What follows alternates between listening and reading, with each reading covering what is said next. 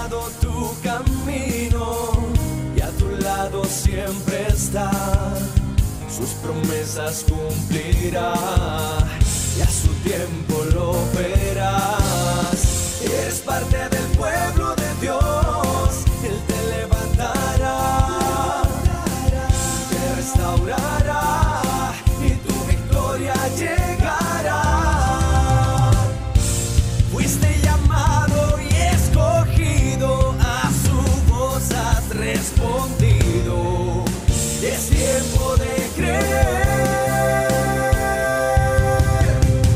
Centro Victoria, nacimos para vencer. Me encontré en la bolsa de la ofrenda este papel, no sé quién lo escribió, no sé si es hombre o mujer. Dice: empecé a dar 100 colones hace 2 años, cuando no tenía trabajo. Lo hacía para darle gracias a Dios. Me paraba de mi silla confiando en Él y que mi situación económica iba a mejorar. Desde agosto puedo decir que doy 10,000 a la semana con un trabajo que tengo actualmente. Hoy me llegó un dinero extra y es por eso que los 100 colones se convirtieron en $100.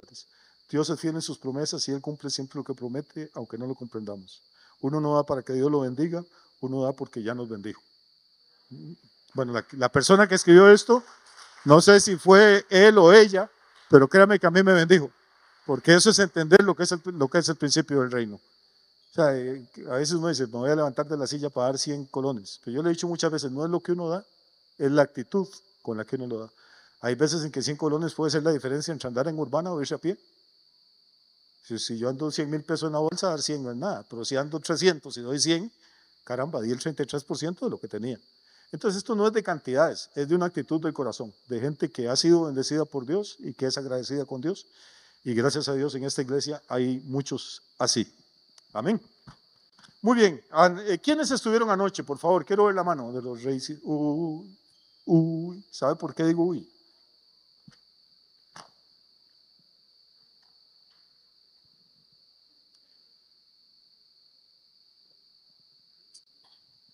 No saben por qué digo uy, ¿verdad? ¿Por qué? Porque yo dije que hoy íbamos a volver a tocar el tema que tocamos ayer. ¿Qué fue el tema que tocamos ayer? Estuvimos hablando acerca de los acontecimientos que todo el mundo sabe o debería saber que están ocurriendo ahorita muy lejos de nosotros en el sentido geográfico, pero muy cerca espiritualmente. Lo que está ocurriendo ahorita en el territorio de Israel. El territorio de Israel es una situación extraña, es una situación rara, anómala, sobrenatural, si lo quiere ver así. Y de eso quiero compartirles hoy a ustedes un poquito. Nunca he podido lograr repetir un sermón. Entonces, voy a repetir el tema, pero va a haber algunos cambios, ¿no? ¿Está bien? Básicamente, hay cosas interesantes. En el libro de Génesis, capítulo 10, dice que en la época de un hombre que se llamó Pelec, del que usted nunca ha oído hablar, probablemente usted ha oído hablar de Pelé, pero no Pelec, con la G al final. Es un personaje importantísimo en la Biblia, del que nadie habla, ni predica, ni nada, y casi nadie sabe nada. Pero no me voy a meter en eso. Pelec es un hombre clave en la Biblia porque dice que en los días que ese hombre estuvo vivo, la tierra fue repartida, el planeta fue repartido. Recuerde que Dios crea a Adán, crea a Eva, les dice que fructifiquen, que se multipliquen, que llenen la tierra, que la sojuzguen. La sociedad se corrompe irremediablemente, llega el momento en que la paciencia de Dios se agota, viene el diluvio y solo se salva una familia: Noé, su esposa, sus 3 hijos, Cam, Sem y Jafet, y sus 3 nueras, que debían de estar recién casados porque ninguno tenía hijos. Estas 8 personas, o sea, Noé, sus 3 hijos y sus 4 esposas, suben al arca, y después de más o menos un año, cuando bajan las aguas del diluvio, salen del arca. ¿Estamos de acuerdo hasta aquí? Salen del arca y usted tiene que entender algo. Cuando Noé, sus 3 hijos, sus 4 esposas, cuando estas 4 parejas bajan del arca, es como si fueran 4 Adanes y 4 Evas. A veces no pensamos en estas cosas, pero hay que pensar. ¿Por qué le digo eso? Porque la Biblia dice que durante el diluvio murió toda carne, todo lo que había espíritu de vida en la tierra murió. Entonces, cuando cesa el diluvio, en este planeta gigantesco en que vivimos usted y yo, solo hay 8 personas vivas, 4 hombres y 4 mujeres. Como cuando Dios crea al ser humano, solo hay 2, un varón y una mujer. Y con estas 4 parejas, con estas 8 personas, Dios empieza por segunda vez una obra de creación.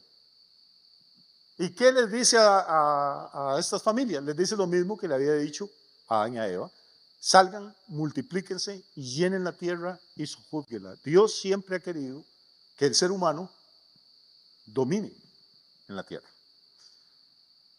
Pero recuerde que Noé y su esposa tienen 3 hijos, que son Sem, Cam y Jafet. Se supone que de Cam descienden las naciones camitas, que son básicamente las que emigran hacia el África, lo que nosotros llamaríamos personas de raza negra hoy en día. De Jafet descienden las naciones indoeuropeas, o sea, lo que ya la gente llamaría de raza aria, tipos más o menos de color blanco, o sea, como no somos nosotros, de ojos claros, de color blanco, rubios. Esos serían como los descendientes de Jafet. Y del tercer hijo, de Sem, descienden los pueblos semitas o semíticos, que serían los que se poblaron todo el Medio Oriente, donde hoy está Israel. Entonces los árabes serían descendientes de Sem, los judíos serían descendientes de Sem, todos tendrían el mismo antepasado. No sé si me estoy explicando. Y esta repartición de la tierra entre los hijos que se han ido multiplicando, los descendientes de Noé, ocurre en los días de este señor que se llama Pelec. Más adelante, la tradición judía, los rabinos judíos, estudiando el Antiguo Testamento, llegan a la conclusión de que Dios repartió el planeta entre 70 naciones.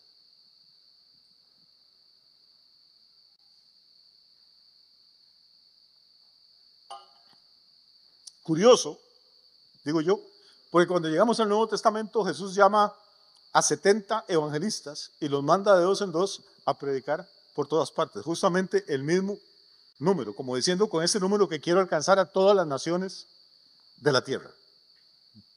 Estoy yendo despacio, yo sé que algunas de estas cosas son nuevas para ustedes, pero trate de concentrarse. Estamos empezando semana, estamos recién bañados, digo yo, estamos fresquitos, para que ustedes empiecen a dar cuenta cómo hay cosas que vienen desde muy, muy, muy lejos en el tiempo y nos están afectando hoy en día. ¿Por qué Dios hace eso? ¿Por qué Dios reparte la tierra? ¿Por qué Dios quiere que la tierra se pueble? Bueno, porque le parece bien y porque Él ha dicho desde antes, dice, mía es la tierra y su plenitud. Y la Biblia dice, de Jehová es la tierra y su plenitud, el mundo y los que en él habitan. Así que le guste a la gente o no les guste, la tierra no es ni de los costarricenses, ni de los chinos, ni de los gringos, la tierra le pertenece al Señor. De Jehová es la tierra y su plenitud. Y como es de Él la reparte como a Él le parece. Punto, no hay nada que discutir. Y en esa repartición de la tierra, unos pocos siglos después de Pelec, Dios llama a un hombre que se llama Abraham, que vive tranquilo, vive cómodo, vive en una ciudad que es la ciudad más bonita de esa época, con todas las comodidades, Walmart, supermercados, televisión por cable, vive en Ur de los Caldeos. Y le dice que deje a su padre, a su parentela, su tierra, su cultura, su religión, el idioma que conoce, sus dioses, y que se vaya a una tierra que Él le va a mostrar en el futuro.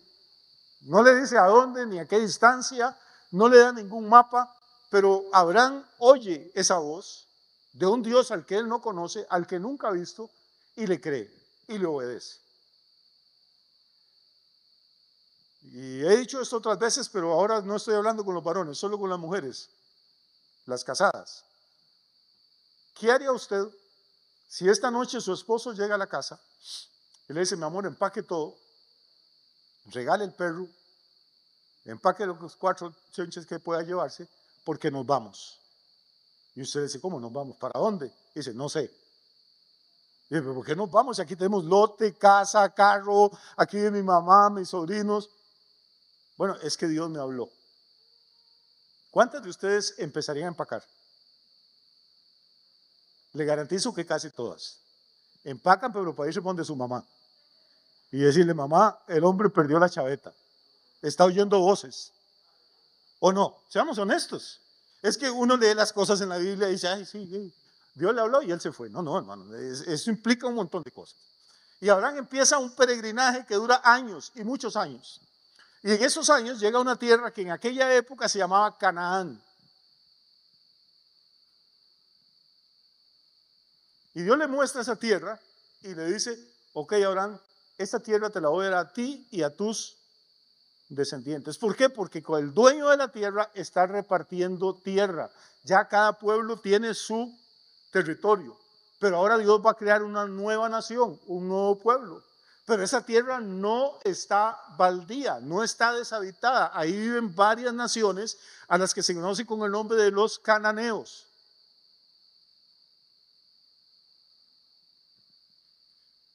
Pero como la tierra no es de los cananeos, ni de Abraham, es de Dios, Dios dice, ¿qué es lo que ha pasado? Que ya estoy harto de los cananeos. Esto es como una cuestión un poquito de historia, a ver si la entendemos. ¿Quiénes son estos cananeos? Son pueblos que han venido desde el Mediterráneo y que se asentaron hace 200 años en esa tierra. Y hay más o menos unas 7 naciones viviendo ahí en la tierra de Canaán. Todos tienen nombres muy simpáticos.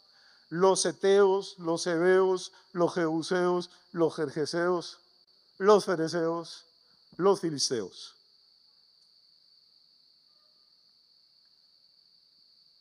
Pero qué Dios tan injusto. Si estos señores tienen casi 200 años de vivir aquí, ¿por qué le va a dar esa tierra a Adán? Bueno, a Abraham, perdón. Bueno, número 1, pues la tierra de Dios, y se la da a quien quiera. Número 2, porque estos pueblos están cometiendo toda clase de pecados iguales o peores a los que habían ocasionado el diluvio en la época de Noé. Esta gente tiene relaciones sexuales con su madre, con sus hijas, hermanos, con hermanas, tienen relaciones sexuales con animales, sacrifican a sus hijos a los demonios. Es una cultura completamente demonizada, con unos niveles de perversión que ni siquiera nos podemos imaginar.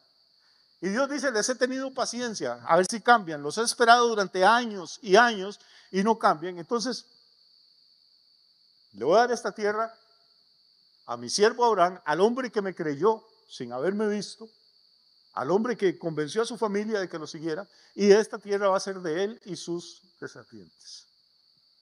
Pero antes de que se las dé,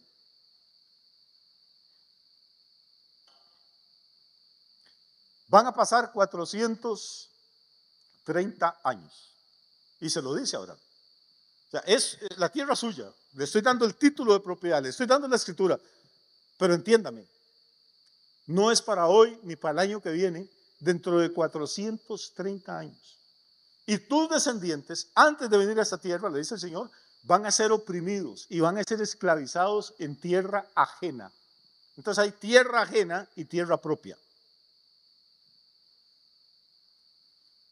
Voy despacio, no quiero aturdirlo con datos ni con fechas, pero trate de imaginarse con qué Dios estamos tratando. Es un Dios que te puede decir el futuro a 430 años adelante. ¿Cuántas piezas tendrá que haber movido Dios durante esos casi 4 siglos y medio para que se cumpliera a la fecha lo que Él dijo? Y todos sabemos la historia. Abraham tiene hijos, su esposa es estéril, tiene un hijo milagroso que se llama Isaac. Isaac se casa con Rebeca, resulta que Rebeca también le sale estéril y pasa otro poco de años sin tener hijos. Cuando vienen gemelos y uno de esos gemelos se llama Jacob y después Dios le cambia el nombre de Jacob por Israel. Y viven ahí durante varios años. Abraham, Isaac, Jacob. Pero finalmente, Jacob y sus 12 hijos emigran por causa del hambre. ¿Y emigran a dónde? A Egipto. Y en Egipto son atendidos bien al principio, pero al final los oprimen y los hacen prisioneros, los hacen esclavos, como Dios le había dicho siglos antes a Abraham.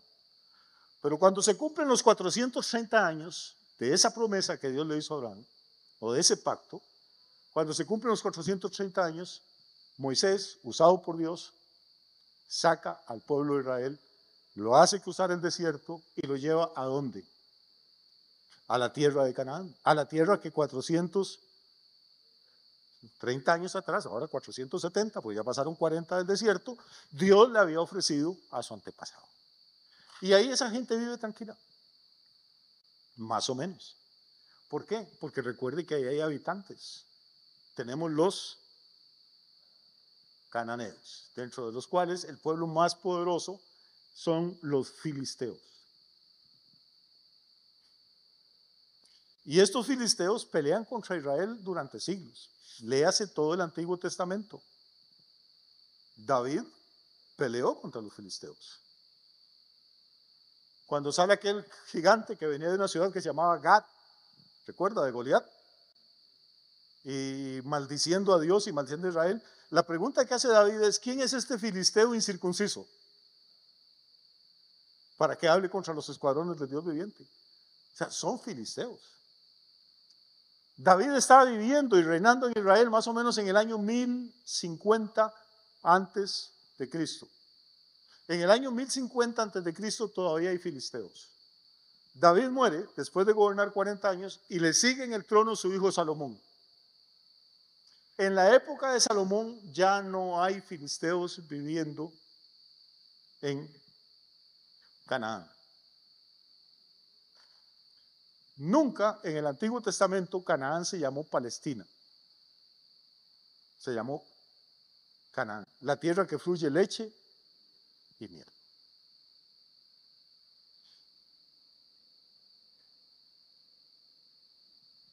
¿Quieren seguir un ratico más con la parte de historia antes de entrarle a la de la Biblia? Porque es que lo que les decía anoche, si uno no conoce por lo menos los rudimentos de la historia, no va a entender nada de lo que está pasando hoy y no va a entender muchas cosas que dice la Biblia. En el año 721 antes de Cristo, recuerde, David muere más o menos en el año 1000 antes de Cristo. En el año 721, o sea, unos 280 años después de la muerte de David, se levanta un imperio poderosísimo en el Medio Oriente, semitas, descendientes de Sem, que se llama el Imperio Asirio. Y esos vienen y atacan una parte de Israel, la parte del Reino del Norte, los derrotan y se llevan cautivos a esos israelitas del Reino del Norte, se los llevan y los reparten en diferentes ciudades del Imperio Asirio y traen gente pagana de esas ciudades a habitar. Vamos a ver, sacan como que trajeran a gente de Pérez Celedón y la repartieran un poco en México, otro poco en Bolivia, otro poco por allá, y trajeran gente de esos países para repoblar Pérez Celedón y que trabajen y produzcan aquí. Entonces, esta parte del Reino del Norte es despojada de israelitas y es llenada con paganos que vienen de otros lugares. Y el Reino del Sur, que queda vivo, donde había gobernado David y Salomón, la capital era Jerusalén. Jerusalén es la capital de Israel desde hace más de 3000 años. David la conquistó y la convirtió en la capital. Pero esta gente que los asirios traen de otros países, hacen otra capital, levantan otro templo. Recuerden que estos ya no son judíos. Y su capital se llama Samaria. Y los que viven ahí en el Reino del Norte se llaman samaritanos. Por eso es que cuando usted llega al Nuevo Testamento, lee una y otra vez que los judíos y los samaritanos no se llevaban bien, no se querían, no se trataban entre ellos. Pasan unos cuantos años más, estoy en el año 721 a.C. Pasan unos 150 años más y en el año 587 a.C. se levanta otro imperio, que es Babilonia. Babilonia derrota al imperio asirio, que era el que había derrotado a la parte norte de Israel, derrota al imperio asirio y después viene y marcha contra Jerusalén. Es la época de los profetas como Isaías y como todos estos hombres de Dios, que le anuncian a los israelitas: conviértanse, arrepiéntanse, porque lo que les pasó a los cananeos antes les va a pasar a ustedes. Así como Dios los echó a ellos, si ustedes no se arreglan, pues Dios los va a echar a ustedes. Y Dios trae a los babilonios. En el año 587 a.C. destruyen las murallas de Jerusalén, incendian el templo y se llevan cautivos a los israelitas, a los judíos ahora, los del Reino del Sur, los de Judá, se los llevan a Babilonia. Es la época del profeta Daniel, es la época del profeta Ezequiel. Daniel profetiza en Babilonia. Y ahí van a estar presos durante 70 años, que es lo que la profecía de Jeremías decía. Entonces, desde el año 587 antes de Cristo, los babilonios se llevan los príncipes, los intelectuales, los artistas, la gente más capaz, se la llevan para Babilonia. Pasan esos 70 años y se levanta otro imperio, el imperio medo-persa, que derrota a los babilonios. Y lo primero que hace el nuevo rey, es decir, los pueblos que tenían cautivos los babilonios pueden volverse cada uno a su propio país. Quiere decir que Dios había anunciado que iban a estar cautivos en Babilonia 70 años. Quiere decir que Dios sabía que a los 70 años exactos se iba a levantar otro imperio que iba a derrotar a Babilonia. Estamos hablando con un Dios que conoce el futuro. Eso es lo que yo quiero que usted vea, hermano, que conoce la historia, las guerras, las matanzas, las cosas que no tienen sentido para nosotros, en el plan de Dios tienen un propósito. Por eso cuando usted estudia la Biblia, su fe aumenta. Cuando lee las profecías bíblicas y la compara con lo que ocurre en la historia, se da cuenta que estamos adorando y cantando y sirviéndole a un Dios extraordinario. A los 70 años vuelven los israelitas. Entonces ahora estamos en la época de Ageo, de Esdras, de Nehemías, y empiezan a levantar el templo otra vez que los babilonios habían destruido 70 años antes.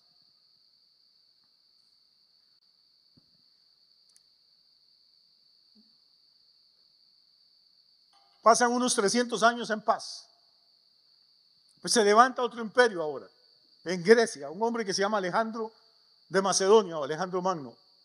Y conquista medio mundo, y dentro de lo que conquista la tierra de Israel también. Pero no la destruye, no se lleva preso. Se dice que cuando Alejandro entró a Jerusalén, los rabinos y los ancianos salieron y le mostraron en las escrituras de ellos, en el Antiguo Testamento, donde hablaba de él en el libro de Daniel. Y que Alejandro quedó tan impactado que decidió que sus hombres no iban a tirar ni siquiera una flecha ahí en esa ciudad.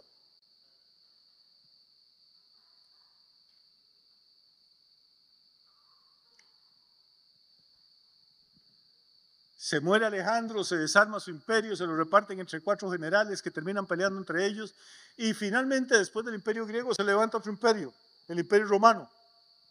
Y en el año 70 después de Cristo, y todos ustedes saben eso, ya lo deberían saber, un general romano, Tito Flavio Vespasiano, entra a Jerusalén, mata a 1 millón de judíos, los crucifica, destruye las murallas de Jerusalén, otra vez incendian el templo que Herodes había reconstruido, se llevan a 1 millón de judíos para vender como esclavos en los mercados del Mediterráneo, se llevan a las muchachas judías y las venden en todos los burdeles y prostíbulos del Mediterráneo y dejan a Jerusalén hecha una ruina. Que Jesús les había dicho: ven ese templo tan hermoso, esto no va a quedar piedra sobre piedra. Que ellos habían cometido un error garrafal. Cuando Pilato les dijo: oiga, ¿cómo quieren que mate a este hombre si es inocente? Ellos dijo: su sangre sea sobre nosotros y sobre nuestros hijos. Y literalmente se cumplió. 35 años después, los hijos de ellos fueron vendidos como esclavos y las hijas de ellos como rameras.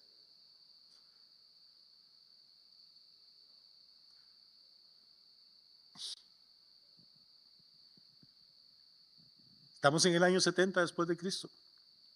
Pero los judíos, hermano, son duros. Y 60 años después se rebelan contra las tropas romanas que están ahí. Un señor que se llama Bar Kokhba, ¿se acuerda que hablamos de él anoche? Bar Kokhba en hebreo significa el hijo de la estrella. Y hay una profecía en el libro de Números que dice que se iba a levantar de Jacob, o sea de Israel, iba a salir una estrella. Y entonces un rabino famoso dijo: este hombre Bar Kokhba, el hijo de la estrella, es el cumplimiento de la profecía de los Números, este hombre es el Mesías. Y los judíos están esperando un Mesías para levantarse y se levantan contra los romanos. Viene un emperador romano que en ese momento ya no es Tito, sino que se llama Adriano.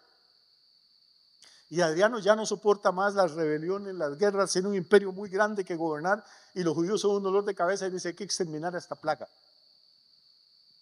Manda a sus tropas durante 3 años, aún así los judíos resisten. Hacen otra carnicería, vuelven a terminar de destruir lo que habían construido los judíos en la Jerusalén, que había quedado devastada, donde estuvo el templo de Salomón, donde había caído la Shekinah, la gloria de Dios. Adriano levanta un templo para Júpiter, para el rey de los dioses paganos. Le cambia el nombre a Jerusalén. Les decíamos anoche que le cambió el nombre y le puso Aelia Capitolina, para que ni siquiera el nombre de Jerusalén lo pudieran recordar los judíos. regó todos los campos alrededor de la ciudad con sal para que nada pudiera crecer ahí. Prohibió bajo pena de muerte que ningún judío entrara a Jerusalén. Y para borrarles de la memoria todo lo demás, le cambió el nombre a Israel, lo juntó con Siria, que es un país que si usted ve un mapa todavía hoy Siria es limítrofe o colinda, dirían los viejitos, con Israel. Comparten una frontera. Y entonces de los dos países, Israel y Siria, los fusionó e hizo una entidad administrativa, política, y le puso el nombre de Siria-Palestina, en recuerdo de los filisteos que habían vivido ahí 1000 años antes y que ya tenían 1000 años de no existir. No había un solo filisteo vivo para ponerle Palestina a eso. Ni se había llamado Palestina nunca. Hoy en día tenemos una situación muy tensa en Israel con lo que pasó en el mes de octubre pasado. Ustedes recuerdan, unos terroristas entraron, mataron a 1000 y pico de personas, se llevaron 251 rehenes, han matado no sé a cuántos de esos. Hace 3 días devolvieron los cadáveres de 2 bebés, mataron a un niño de 4 años y a un bebé de 10 meses y los devolvieron en unos ataúdes. Hicieron un show ahí con la Cruz Roja y cámaras de televisión y cambian esos cuerpos de los rehenes y los niños que están asesinando, los cambian por terroristas que tienen 15 condenas perpetuas por asesinar a 10, a 20 o a 30 personas. Entonces Israel ha tenido que sacar de las cárceles a miles de terroristas y devolvérselos a Hamás para que Hamás los vuelva a atacar a cambio de los cadáveres de esta gente. Y les decía anoche, pues yo anoche vine muy mal, realmente venía enfermo emocionalmente, asqueado, diciendo, Dios, ¿en qué mundo estamos viviendo? Porque viendo las fotos de estos ataúdes con estos niños que fueron matados, dice con sus propias manos, no se sabe si los mataron a patadas, a golpes, si los estrangularon, no se sabe cómo los asesinaron. Y entra uno a las redes sociales y ve tipos que dicen que ojalá, están de apellido Bibi estos niños, que ojalá que haya miles de niños judíos Bibi más, o sea que los terroristas sigan asesinando bebés, tipos que no viven ni en Israel, ni en Arabia, viven en Argentina, en Ecuador, y lo peor es que opinan eso y miles de personas entran a decirle, tiene razón, ojalá, larga vida a los palestinos, viva Palestina libre, un montón de imbéciles que si usted les da un mapa ni siquiera pueden decir dónde queda Palestina. Es que el nivel de retardo mental de esta gente y espiritual, porque hay que estar profundamente enfermo, hay que estar endemoniado.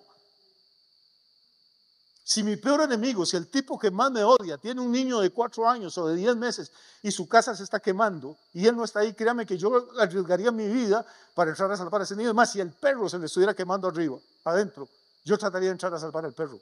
No porque soy bueno, simplemente porque no es humano.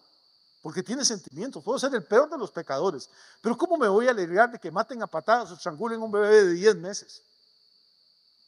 Tiene usted que tener una mente que ya no es normal, que está poseída por un nivel de maldad tan terrible, que ya no solo me dan miedo esos terroristas, me dan miedo estos miles de imbéciles que no tienen ni, por lo menos los terroristas se juegan la vida. Estos no tienen coraje ni de coger por ni una pistola para ir a matar a nadie, pero sí usan las redes sociales para jugar de que son muy progresistas y pro-palestinos. Usted no sabe ni qué es Palestina. No existe ningún país que se llame Palestina. No ha existido desde hace más de 1000 y resto de años. Fue un invento de los romanos, de un emperador que se llama Adriano. No me crea a mí, vea, busque un libro de historia y si le da mucha pereza leer o ir a la biblioteca, entre a su teléfono, busque en Google, averigüe quién fue Adriano, qué fue lo que hizo.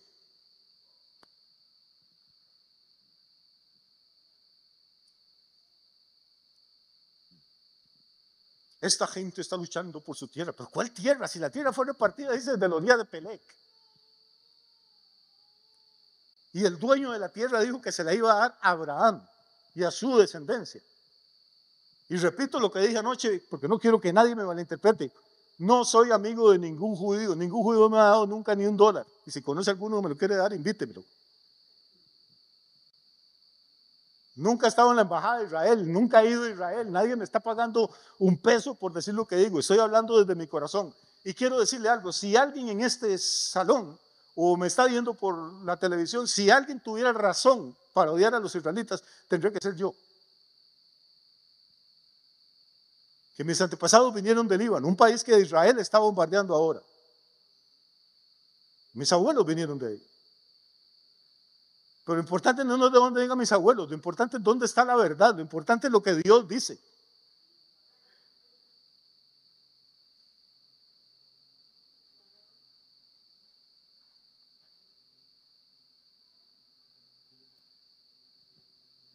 Obviamente, cualquier país al que se le meten a la frontera, le matan a 1000 y resto de ciudadanos, les violan a las mujeres, les quemaron vivos a los niños.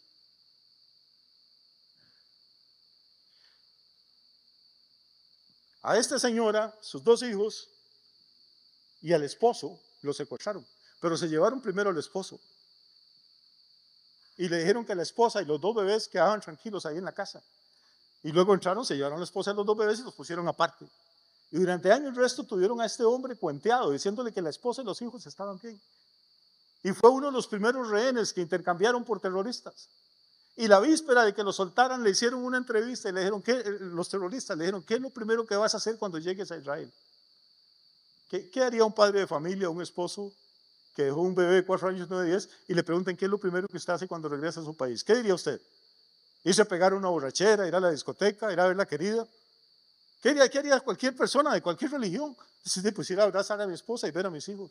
Ah, bueno, qué bien, mañana te vas. Y lo que no le habían dicho es que ya le habían matado a los 2 hijos ahí en la misma ciudad de Gaza y a la esposa.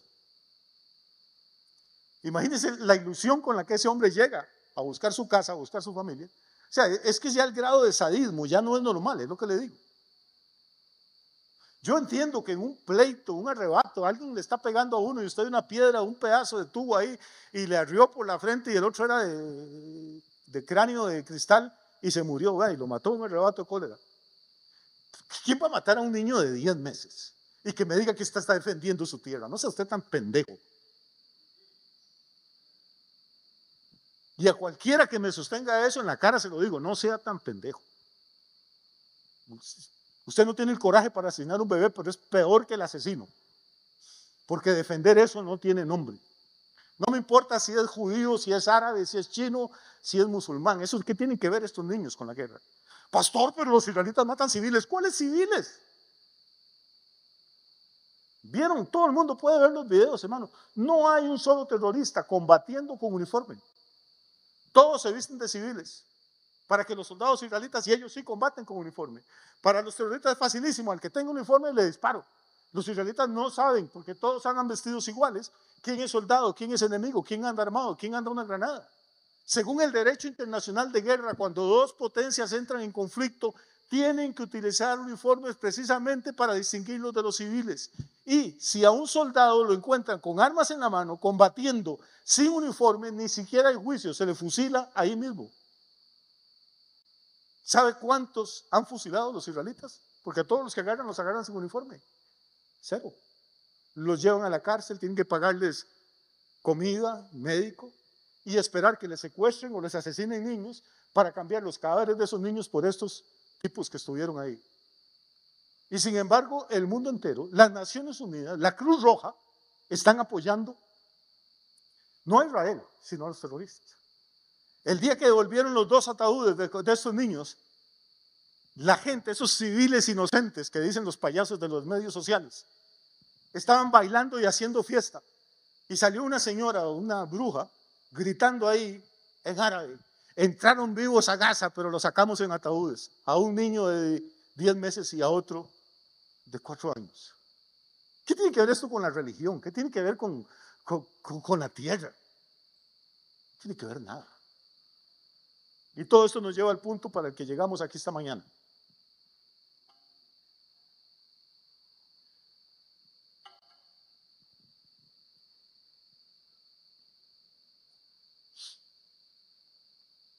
¿Qué va a pasar ahora?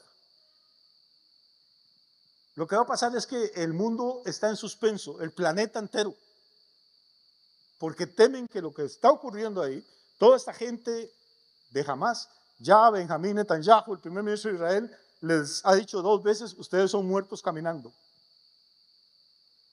considérense muertos. Cueste lo que cueste, se meta a Estados Unidos, se meta quien sea, vamos con todo hasta que no quede vivo uno solo de ustedes. Pero ¿qué es el problema? Que quedan 70 rehenes, se supone que ya 30 están muertos, que todavía tiene Hamás. Y entonces esas 70 familias están presionando, son israelitas, están presionando al gobierno de Israel para que no ataque y no haga nada, para que no les maten. ¿Se da cuenta del juego psicológico? Para que no les maten a sus seres queridos que tienen capturados aquellos otros desde hace más de un año. Estos terroristas, la gente sacaba videos, mire el hambre que pasa esta gente, no tienen agua, no tienen electricidad, los heridos mueren en los hospitales. No sea tan payaso. ¿Cuál hambre? ¿Cuántos millones, cientos de millones de dólares cree que recibe esta gente por año? Solamente de Irán. Tienen armamento moderno. ¿Cuánto cree que lanza cada cohete? Cuesta cada cohete que lanzan contra las ciudades de Israel. ¿Cuánto cree que cuesta la red de túneles? Si no son túneles, no son túneles de sonpopas. Son túneles a 20 metros bajo tierra, con concreto reforzado, con aire acondicionado, con hospitales, con bodegas, con arsenales. Construido bajo las bases de las cascos azules, las tropas de las Naciones Unidas. Yo he dicho esto otras veces, hermanos, Israel es el único país de este planeta que no puede perder una guerra. Todos los países en la historia que han perdido guerras se levantan. Alguna vez dije, no sé si en broma o en serio, que la solución para todos los problemas de Costa Rica es declararle la guerra a los Estados Unidos. Es uno de los mejores negocios que hay. Si yo fuera presidente, mandamos a la Guardia Rural que invada a los Estados Unidos, pistola en mano. Y los gringos vienen y nos hacen papilla en media hora. Y después les remuerde la conciencia. ¿Qué hicieron con Alemania? La dejaron destruida y después la convirtieron en la potencia más grande de Europa. ¿Qué hicieron con Japón? Les mandaron 2 bombas atómicas, después les remordió la conciencia y los convirtieron en una potencia económica.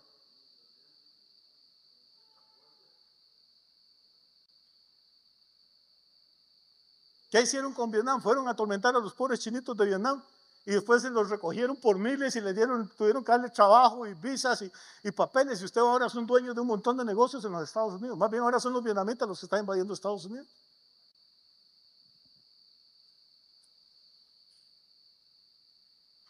El mundo entero está, porque Estados Unidos le tiene la puntería puesta a Irán. Irán es una potencia nuclear en el Medio Oriente.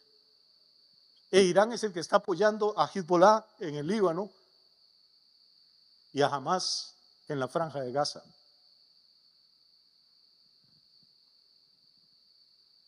Y en cualquier momento salta una chispa.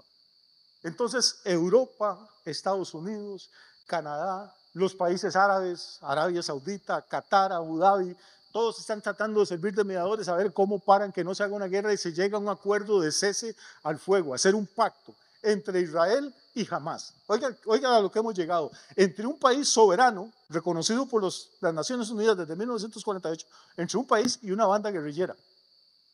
Hacer un pacto. ¿Quién ha visto eso? Pero ya tuvieron que hacerlo una vez en Colombia. Y ahora estos quieren repetir el modelo en el Medio Oriente. Y cada vez, óigame esto, cada vez que Israel ha hecho un pacto con estas personas, termina siendo traicionado. No han guardado un solo pacto. Cada guerra que han emprendido contra Israel, Israel termina ganándola y conquistando territorio. Y luego las Naciones Unidas los obligan a firmar un pacto y a devolver el territorio. Esto ha pasado una y otra vez, no ha habido una sola excepción. Y ahora la esperanza del mundo es que pronto, ojalá mañana o la otra semana, los hamases devuelvan todas estas 70 cadáveres o moribundos que deben de tener ahí en las cárceles. Israel suelta otros 1000 o 2000 terroristas para que salgan por el mundo a hacer desgracias y se sienten y firmen un pacto en un hotel de lujo y ya vaya paz. No ha habido paz en Israel nunca. Ni va a haber paz hasta que no reconozcan a Jesucristo como su Señor y como su Mesías. Por más que nos duela decirlo. No la va a haber. Ni las Naciones Unidas, ni nadie. Y ayer lo que le leí era un texto de Isaías, capítulo 28, que quiero leerles hoy, a ver si empezamos a predicar.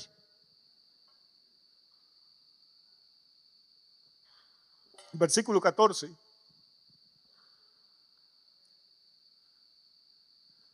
Hoy, este texto, vamos a ver, este sermón lo predicó Isaías hace 2650 años. Y está dirigido en primer lugar a los líderes políticos de Israel, que no sé si son buenos o son malos, porque repito, yo ni siquiera he estado nunca en Israel. No sé si son buenas personas ni son malas personas. Lo que sé es que es un país cerrado al evangelio, un país hostil al cristianismo, un país donde usted no puede ir como misionero porque ni siquiera lo dejan entrar para fundar una iglesia, porque nosotros somos judíos.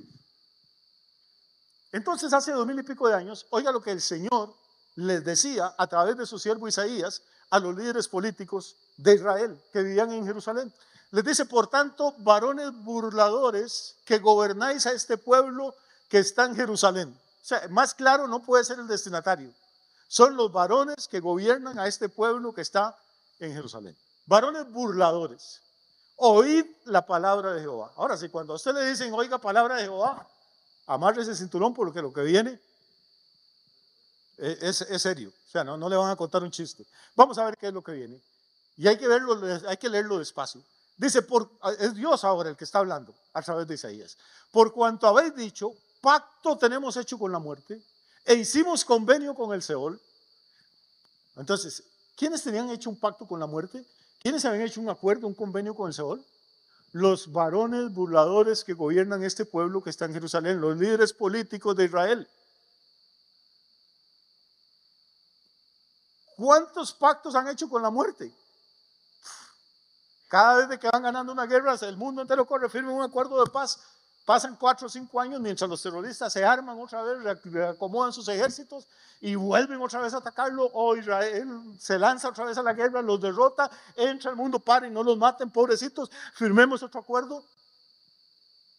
Hay un acuerdo famoso, también pueden entrar a buscarlo cuando quieran, en los acuerdos de Camp David, cuando en Estados Unidos. Camp David es un lugar de recreo de los presidentes de los Estados Unidos, y se llevaron al primer ministro de Israel y se llevaron al presidente egipcio, Anwar el-Sadat, para que firmara un acuerdo de paz y lo celebraran en todo el mundo. ¿Sabe qué hicieron los mismos árabes? Asesinaron a su presidente por haber firmado ese acuerdo.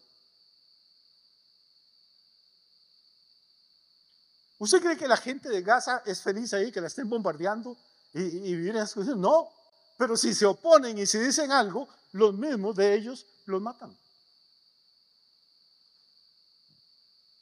Son rehenes también, no solo los 70 israelitas que quedan ahí, es la población que verdaderamente quisiera vivir en paz, son las madres de familia que quisieran criar a sus hijos en un ambiente decente y normal y no pueden porque esta gente no los dejan, los terroristas. Entonces, como habéis dicho, dice el Señor, tenemos pacto con la muerte y tenemos un convenio con el Seol, y cuando pase el turbión del azote no va a llegar a nosotros porque hemos puesto nuestro refugio en la mentira y nos esconderemos en la falsedad. Eso es lo que han hecho con Israel.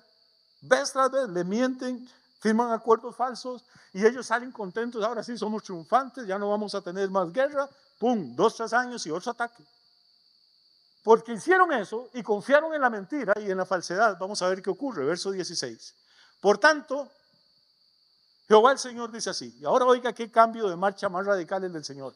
Por tanto, Jehová el Señor dice así. He aquí, yo he puesto en Sión por fundamento una piedra probada, angular, preciosa, de cimiento estable. El que creyere, no se apresure. Estamos hablando de pactos con la muerte, convenios con el Seol, de azotes, de turbiones, de desgracias. Y de pronto dice, yo he puesto en Sión, en Jerusalén, una cimiento estable, una piedra angular, preciosa. ¿Sabe de cuál piedra está hablando? ¿O usted cree que el Señor está hablando de arquitectura? Lea el Nuevo Testamento, porque el Nuevo Testamento dice que esta piedra angular, preciosa, se llama Jesús de Nazaret. Y cambia un poquito el sentido del Nuevo Testamento, porque aquí dice, el que en él creyere no se apresure.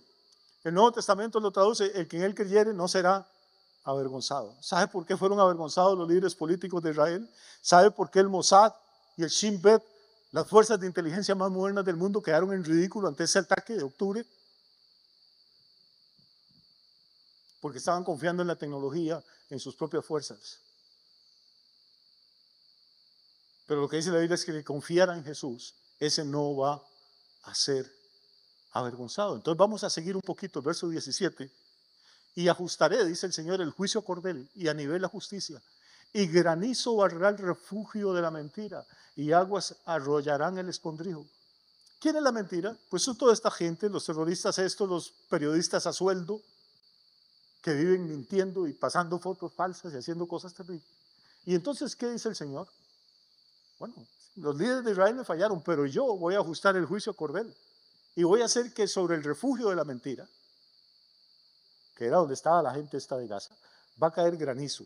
El granizo que cayó no eran pedacitos de hielo, era metralla, era bombas, era pólvora. Vea los videos, vea las fotos, como quedó esa zona, quedó devastada. Y lo más interesante, les decía anoche, es cómo termina ese versículo. Dice, y aguas arrollarán el escondrijo. Esta gente tiene una red de túneles, de cientos de kilómetros de túneles excavados debajo de la ciudad, con entradas en los hospitales. Por eso decían que los judíos estaban atacando los hospitales, con entradas en las escuelas, con entradas en los cementerios. Y entonces, imagínense lo que es entrar uno a combatir a un túnel, donde una granada que tiren mata a todos los que van, donde una simple ráfaga de ametralladora barre a la gente. Entonces los comandantes de Israel diseñaron una estrategia, era bombear toneladas de agua de mar por las bocas de esos túneles, para hacer salir a esta gente por el otro extremo. Aguas arrollarán el escondrijo. Eso fue escrito hace 2700 años. Pero usted nunca va a leer nada de eso en las noticias, ni lo va a ver en la televisión, más.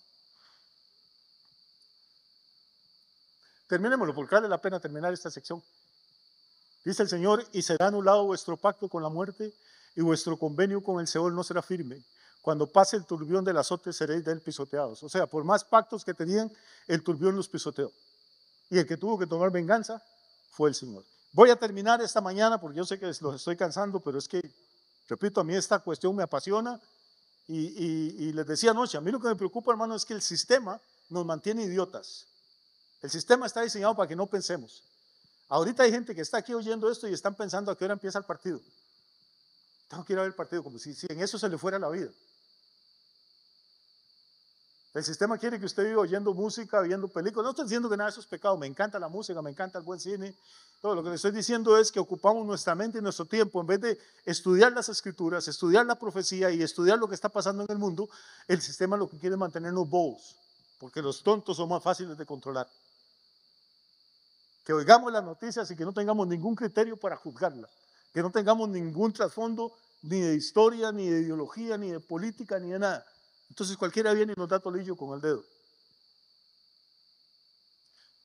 La Biblia en el libro de Daniel, capítulo 9,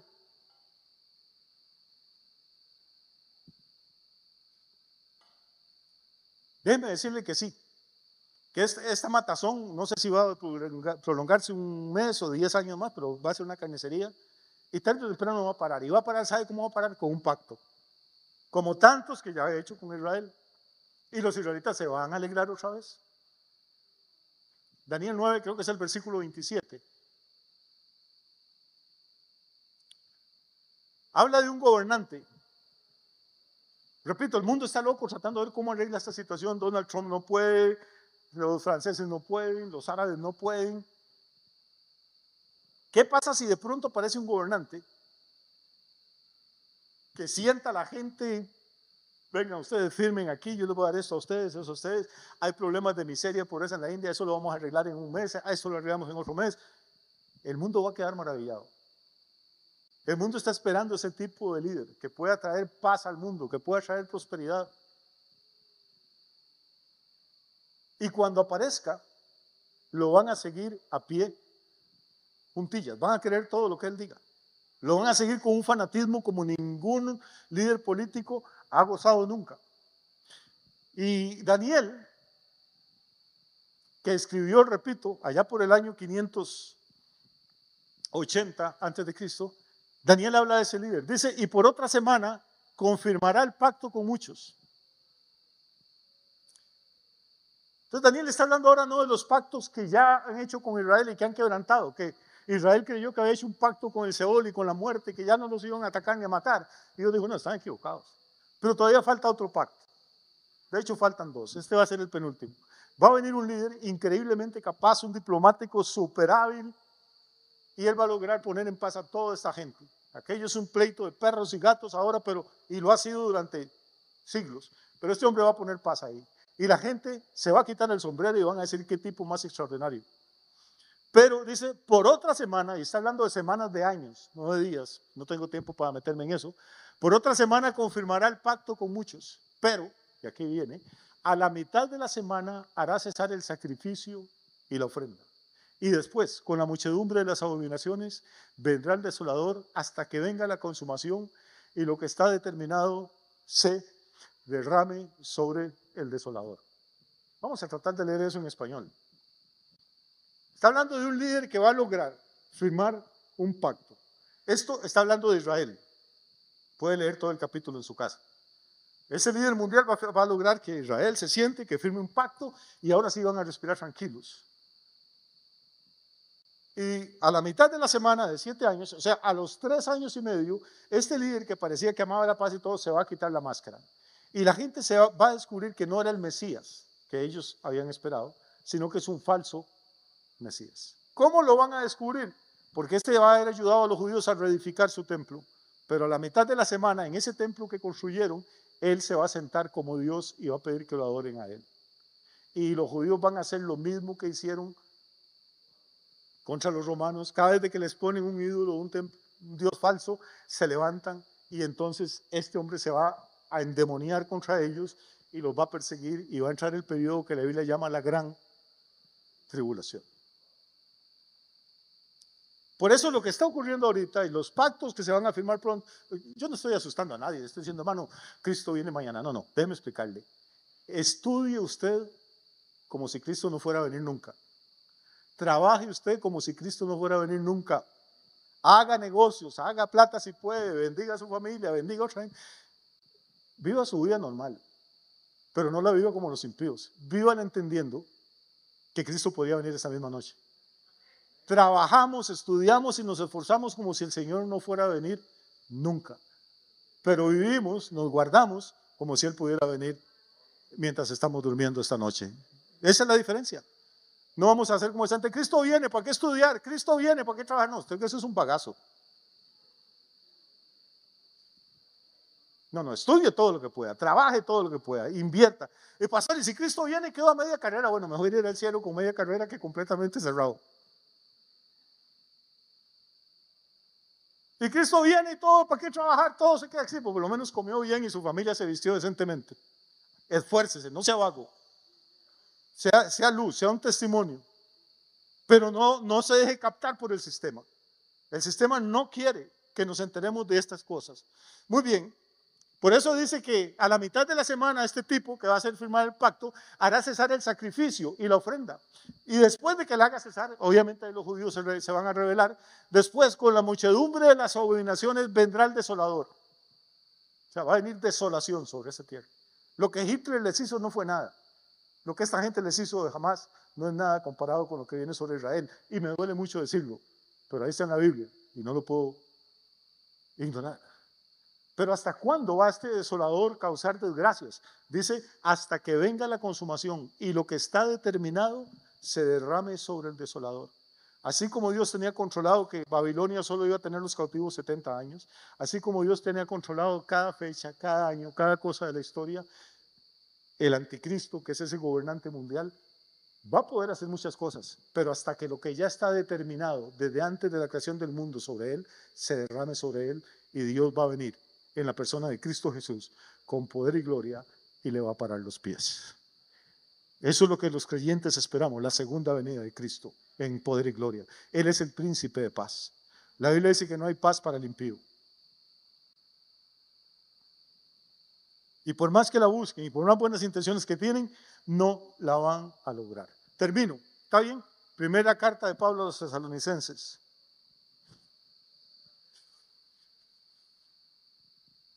Capítulo 2.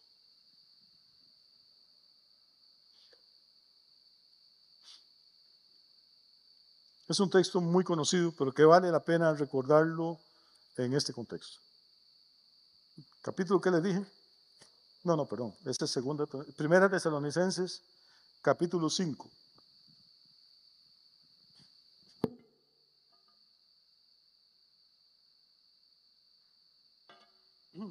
El texto es un poquito largo, pero déjeme leerlo nada más y hacer un par de comentarios. Perdón, para no alargar esto mucho. Primera Tesalonicenses capítulo 5, versículo 1. Escribe Pablo, dice, pero acerca de los tiempos, porque la gente dice, pastor, entonces, ¿qué será? No, yo no sé nada. No tengo ninguna bola de cristal, ni soy la bruja maruja, no sé cuándo Cristo va a venir. Y cualquiera que se ponga a dar fechas y todo, está bateando, es un falso profeta, no le haga caso. Jesús dijo, el día y la hora nadie lo sabe, sino mi Padre que está en los cielos. Pero vamos a leer esto para ponernos en contexto. ¿Qué escribe Pablo a la iglesia en Tesalónica? Su primera carta, capítulo 5, versículo 1, dice, pero acerca de los tiempos y de las ocasiones, no tenéis necesidad, hermanos, de que yo os escriba, porque vosotros sabéis perfectamente que el día del Señor vendrá como ladrón en la noche. ¿Quién no ha oído esa expresión, como ladrón en la noche? Lo que pasa es que yo creo que no la hemos entendido muy bien, por eso quiero leer el texto completo. Voy de nuevo, versículo 1. Pero acerca de los tiempos y las ocasiones, vosotros, hermanos, no tenéis necesidad de que os escriba, porque ustedes saben perfectamente, no solo lo sabían, ¿lo sabían? ¿Cómo es que una iglesia que Pablo había fundado, recién convertidos, y sabían perfectamente todo este asunto de las profecías y de todo? Porque los apóstoles se dedicaban a enseñar esto, cosa que hoy en día en las iglesias no hacen. Andan metiéndose con usted a ver si se pone aretes o no se pone aretes, si se puso un tatú, no se lo puso, si es con falda, pierden el tiempo en, iba a decir imbecilidades, pero mejor no digo. Pierden el tiempo en boberías, en lugar de dedicarse a lo que verdaderamente importa.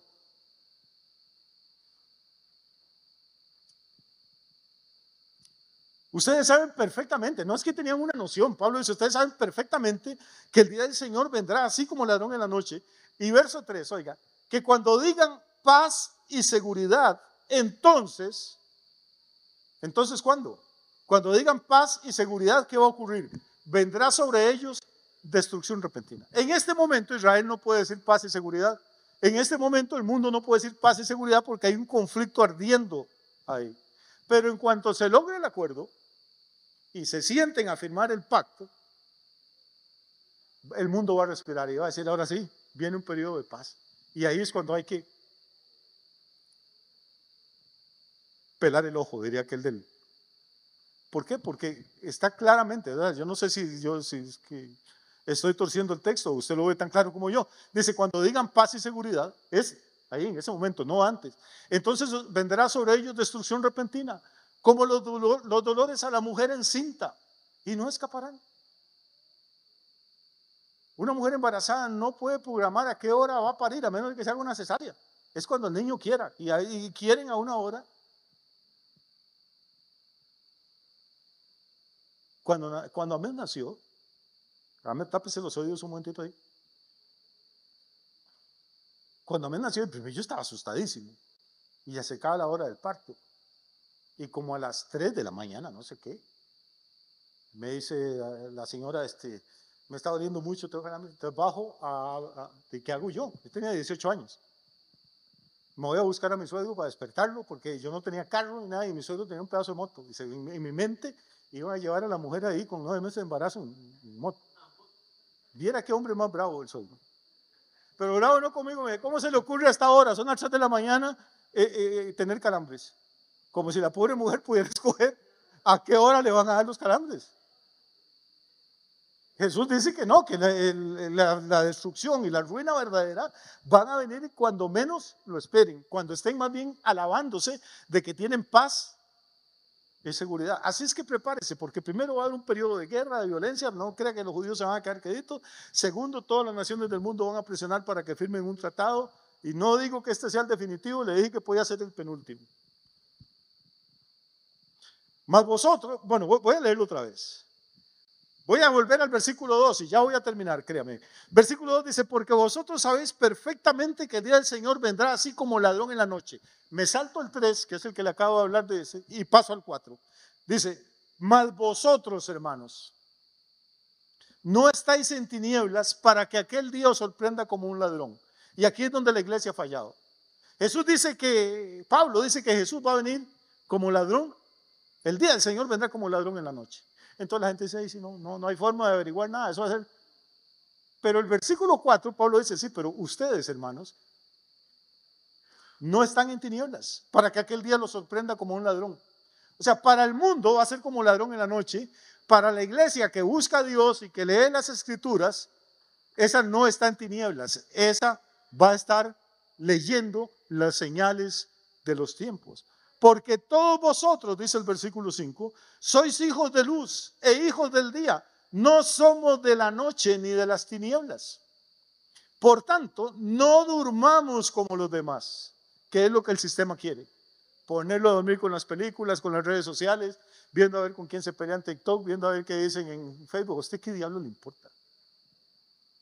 ¿En qué lo afecta? ¿En qué lo hace más rico, más sabio, más guapo, más sano? Nada. Eso es desperdiciar su vida en estupideces. Eso es lo que el sistema quiere, que usted duerma. Dice, por tanto, no durmamos como los demás, sino velemos y seamos sobrios. Pues los que duermen de noche duermen, y los que se embriagan de noche se embriagan. Pero nosotros, que somos del día, seamos sobrios, habiéndonos vestido con la coraza de fe y de amor, y con la esperanza de salvación como yelmo. Porque vienen tiempos duros sobre la tierra. Pero el verso 9 dice, porque no nos ha puesto Dios para ira, sino para alcanzar salvación por medio de nuestro Señor Jesucristo. Viene ira sobre la tierra, pero Dios no nos puso a nosotros para ira. Nos ha puesto para salvación por medio de nuestro Señor Jesucristo. Y antes de que el juicio caiga y la tribulación empiece, Cristo va a venir por su pueblo, va a venir por su esposa, va a venir por su novio. Y esa es la esperanza bienaventurada que tenemos los creyentes. Así que, hermanos, de toda la sangre, de toda la tragedia y de toda la violencia que hay, Dios sigue en el trono, Dios en el control. Y no va a pasar ni un día más, ni una hora, ni un minuto más del momento que Dios tiene determinado para que esta vaina se acabe y el Señor venga a establecer su reino a este planeta. Así que enderécese, levante la cabeza. Usted tiene sus problemas, yo tengo los míos, pero Dios tiene sus planes y usted y yo somos parte de esos planes, y en el nombre de Jesús no hemos sido puestos para ira, sino para salvación. Que tengan una semana muy, muy bendecida.